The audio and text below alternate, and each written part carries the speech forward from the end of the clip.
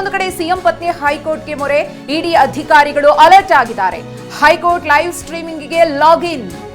ಇಡಿ ಉಪನಿರ್ದೇಶಕರಿಂದ ಲಾಗಿನ್ ಆಗಿದೆ.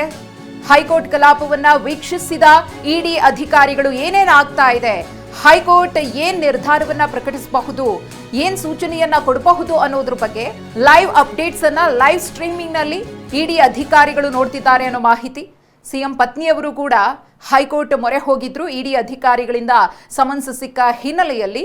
ಹಾಗಾಗಿ ಈ ಒಂದು ವಿಚಾರವಾಗಿ ಹೈಕೋರ್ಟ್ನಲ್ಲೂ ಕೂಡ ವಿಚಾರಣೆ ಆರಂಭ ಆಗಿದೆ. ಗಮನಿಸ್ತಾ ಇದ್ದೀರಿ, ಒಂದು ಕಡೆ ಇಡಿ ಅಧಿಕಾರಿಗಳು ಹೈಕೋರ್ಟ್ನಲ್ಲಿ ಆಗ್ತಿರುವಂತಹ ಲೈವ್ ಸ್ಟ್ರೀಮಿಂಗ್ ಅನ್ನ ಲಾಗಿನ್ ಆಗಿ ನೋಡ್ತಾ ಇದ್ದಾರೆ. ಏನೇನು ಆಗ್ತಾ ಇದೆ ಅನ್ನೋ ಅಪ್ಡೇಟ್ಸ್ ಅನ್ನ ಅವರು ಪಡ್ಕೊಳ್ತಿದ್ದಾರೆ. ಎಸ್, ಬಹಳ ಇಂಟ್ರೆಸ್ಟಿಂಗ್ ಆದಂತಹ ಕೆಲವೊಂದಷ್ಟು ಬೆಳವಣಿಗೆಗಳು ಈಗ ಹೈಕೋರ್ಟ್ನಲ್ಲೂ ಕೂಡ ಆಗ್ಲಿಕ್ಕಿದೆ. ಇವತ್ತು ಬೆಳಿಗ್ಗೆನೆ ನ್ಯಾಯಮೂರ್ತಿಗಳು ಸ್ಪಷ್ಟವಾಗಿ ಹೇಳಿದ್ರು, ಬೇರೆ ಬೇರೆ ಕೇಸ್ನ ವಿಚಾರಣೆಯನ್ನು ಕೂಡ ಇದೆ, ಅದನ್ನು ಮುಗಿಸಿ ಕೋರ್ಟ್ನ ಕಲಾಪದ ಅಂತ್ಯದ ವೇಳೆಗೆ ನಾವು ಇದನ್ನ ಕೈಗೆತ್ಕೊಳ್ಳೋಣ ಅನ್ನುವಂಥದ್ದನ್ನು ಹೇಳಿದ್ರು. ಅಂದ್ರೆ ಎಷ್ಟೇ ಹೊತ್ತಾದರೂ ಕೂಡ ಇದ್ರ ಬಗ್ಗೆ ವಿಚಾರಣೆಯನ್ನ ಮಾಡೋಣ ಅನ್ನುವಂಥದ್ರ ಬಗ್ಗೆ. ಈಗ ಕೋರ್ಟ್ ಈ ಅರ್ಜಿಯ ವಿಚಾರಣೆಯನ್ನ ಕೈಗೆತ್ಕೊಂಡು ಏನ್ ತೀರ್ಪನ್ನ ಕೊಡುತ್ತೆ ಅಂತೇಳಿ, ಒಂದು ವೇಳೆ ಇದನ್ನ ಮುಂದೂಡಿ ನೆಕ್ಸ್ಟ್ ಟೈಮಿಗೆ ನಾಳೆ ನಾಡಿದ್ದನ್ನ ಇದ್ರ ಬಗ್ಗೆ ಸಂಪೂರ್ಣವಾಗಿ ವಿಚಾರಣೆಯನ್ನ ಮಾಡೋಣ ಅಂತ ಹೇಳಿ ಟಿಲ್ ಡೇಟ್ ನೀವು ವಿಚಾರಣೆಗೆ ಏನೋ ಹಾಜರಾಗುವ ಅವಶ್ಯಕತೆ ಇಲ್ಲ, ಅಲ್ಲಿವರೆಗೂ ಕೂಡ ನೀವು ಆರಾಮಾಗಿರಬಹುದು ಅನ್ನುವಂಥ ಒಂದು ಜಜ್ಮೆಂಟ್ ಅನ್ನ ಕೊಡ್ತಾರೋ, ಅಥವಾ ಇಲ್ಲ ವಿಚಾರಣೆಗೆ ಹಾಜರಾಗಲಿ ಬಟ್ ಬಲವಂತದ ಕ್ರಮಗಳನ್ನ ಕೈಗೊಳ್ಳುವ ಹಾಗಿಲ್ಲ, ಅಂದ್ರೆ ಬಂಧಿಸುವ ಅವಶ್ಯಕತೆ ಇರೋದಿಲ್ಲ, ಈ ಪ್ರಕರಣದ ಈ ಅರ್ಜಿಯ ಇತ್ಯರ್ಥ ಆಗುವವರೆಗೂ ಕೂಡ ಅನ್ನುವಂಥದ್ದನ್ನು ಕೂಡ ಹೇಳ್ಬೋದು.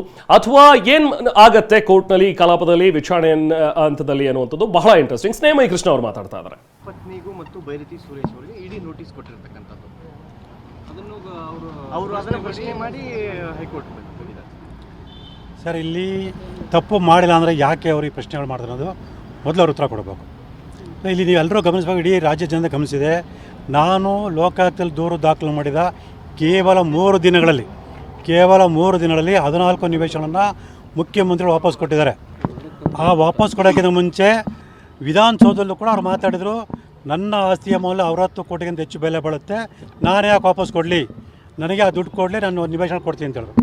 ಆದರೆ ನಾನು ನನ್ನ ಕಾನೂನಾತ್ಮಕ ಹೋರಾಟವನ್ನು ಮುಂದುವರಿಸಿ ಮಾನ್ಯ ನ್ಯಾಯಾಲಯದ ಮೂಲಕ ಒಂದು ಸೂಕ್ತ ಆದೇಶವನ್ನು ಪಡೆದು ಲೋಕಾಯುಕ್ತದಲ್ಲಿ ಪ್ರಥಮ ವರ್ತಮಾನ ವರದಿ ದಾಖಲು ಮಾಡ್ತಿದ್ದಾಗೆ ಮತ್ತು ಇಡಿಲಿ ದೂರು ದಾಖಲು ಮಾಡ್ತಿದ್ದಾಗೆ ರಾತ್ರೋರಾತ್ರಿ ತೀರ್ಮಾನ ತಗೊಂಡು ಒಂದೇ ದಿವಸದಲ್ಲಿ ಶ್ರೀಮತಿ ಪಾರ್ವತಿಯವರು ನಿವೇಶನ ವಾಪಸ್ ಕೊಡ್ತೀನಿ ಅಂತ ಅರ್ಜಿ ಕೊಡ್ತಾರೆ, ಒಂದೇ ದಿವಸದಲ್ಲಿ ಆಯುಕ್ತರು ಆದೇಶ ಮಾಡ್ತಾರೆ, ಒಂದೇ ದಿವಸದಲ್ಲಿ ಕ್ರಯಪತ್ರ ತಿದ್ದುಪಡಿ ರದ್ದಿಯಾತಿ ಪತ್ರವನ್ನು ನೋಂದಣಿ ಮಾಡ್ತಾರೆ.